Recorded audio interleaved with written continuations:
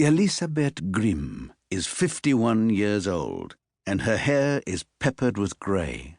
She has cheerful eyes, and when she smiles, you can see that one of her front teeth sticks out a little farther than the other. Elisabeth works as a nurse at the Birgitta home, a children's home north of Sundsvall. It's privately run and takes girls between 12 and 17 years of age. Many of the girls have problems with drugs when they arrive.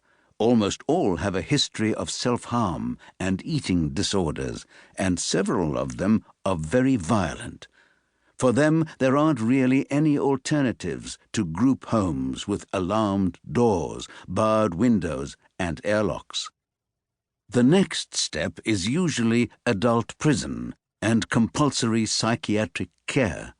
But the Birgitta home is one of the few exceptions, offering girls a path back to society. Elisabeth likes to say that the Birgitta home is where the good girls end up.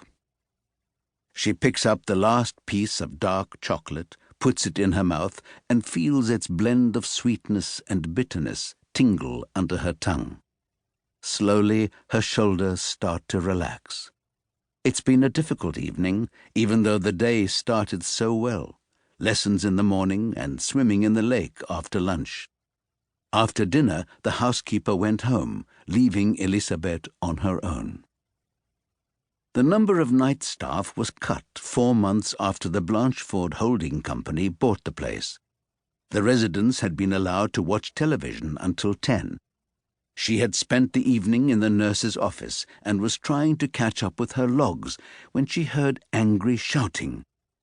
She hurried to the TV room where she found Miranda attacking little Tula, yelling that Tula was a cunt and a whore, dragging her off the sofa, then kicking her in the back. Elisabeth is starting to get used to Miranda's violent outbursts. She rushed in and pulled her away from Tula, earning herself a blow to the face, and she had to shout at Miranda that this was clearly unacceptable behavior. Without any discussion, she led Miranda away along the corridor to the isolation room.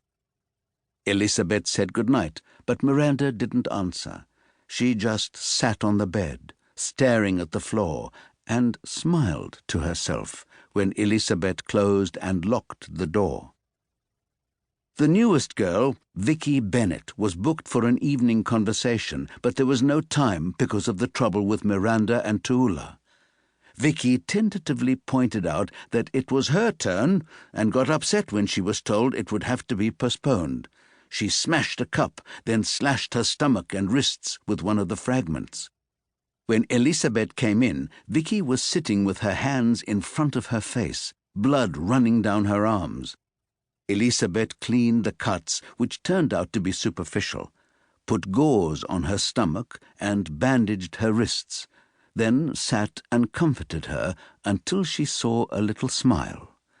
For the 3rd night in a row, she gave the girl 10 milligrams of Sonata so that she'd get some sleep.